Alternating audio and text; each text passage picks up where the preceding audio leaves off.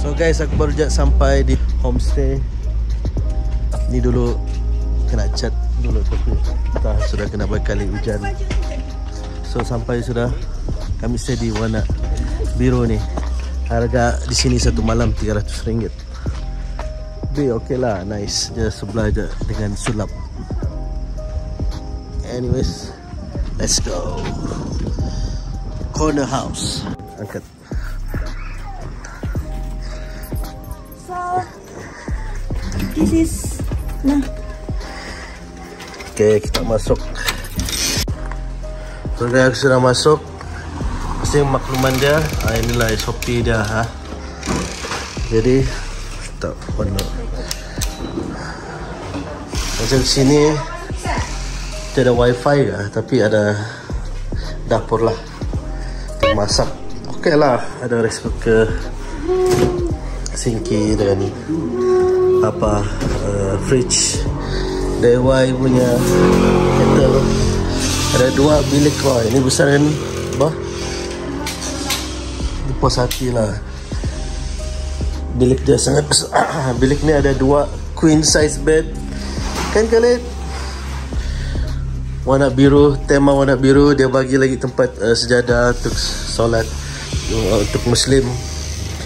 Ni lagi satu lagi bilik. Ni satu bilik ada tempat setrika lagi. Kipas, tak ada aircon sebab sini memang sejukan. Ada queen size bed. Okey, pemandangan dia di luar. Wow, nice.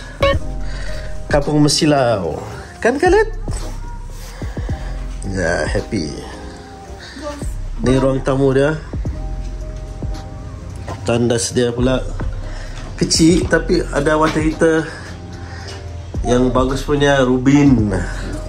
Okay lah, kecil tapi quite nice juga lah. Boleh lah. Dan di luar untuk apa, barbecue. Okay, ada tempat barbecue letak sana, duduk-duduk minum kopi.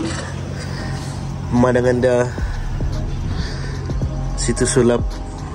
Sinilah view kampung Mesilau view. Di belakang ni baru Gunung Kinabalu lah, tapi tertutup, so mungkin besok pagi. Okay, inilah. Sini pakai kipas luas lah, quite comfortable. Rasanya 3 family pun boleh. Guys, aku akan bagi satisfaction rate. Besok pagi saya kena stay dulu 1 malam tidur sini. Baru esok pagi saya akan bagi satisfaction rate lah. Berapa bintang daripada 5. Yaza.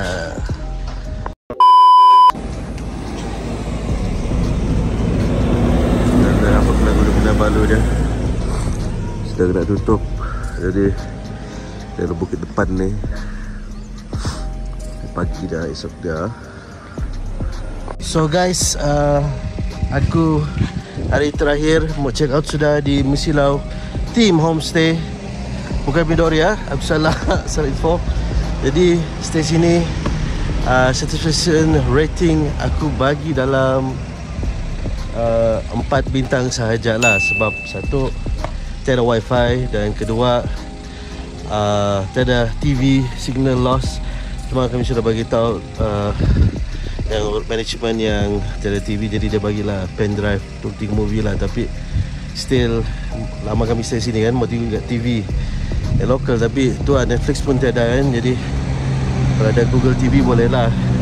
Yang wifi tu kami bawa dari rumah lah, wifi air, jadi senang lah guna internet. Nasib lah sebab sini tiada wifi kan. Dan itulah dia punya pintu tandas perlu ada buat lock balik lah, sebab kadang itu silap buka ada orang dalam kan. So anyways, itu sajalah satisfaction rating saya bagi 4 bintang. Korang boleh check out Mesilau Team Homestay. Dia ada 3 warna. Kami ambil ini pun sebab mau tengok view dah, tapi cover jadi kena jalan sikit dekat sulap tu baru nampak view dia lah. View Gunung Kinabalu. Anyways, jangan lupa like, subscribe, komen. Peace out to the next Santa Crib Review Homestay atau Santa Crib Review. Yaza.